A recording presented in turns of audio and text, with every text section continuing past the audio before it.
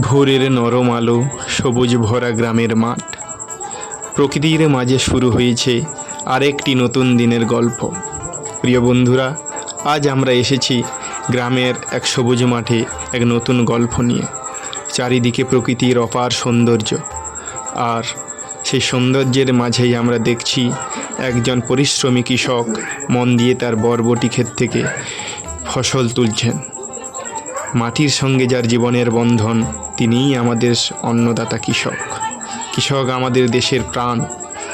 তাদের কঠোর পরিশ্রম আর ঘামের বিনিময়ে আমাদের ঘরে ঘরে পৌঁছে যায় তাজা শাকসবজি ও নানা খাদ্যশস্য।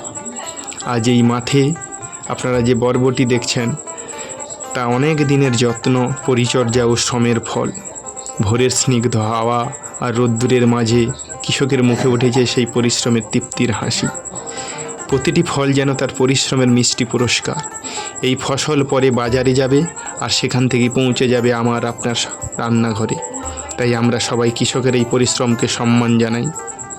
কৃষকের হাসিতেই ফুটে উঠবে আমাদের সুন্দর ভবিষ্যৎ।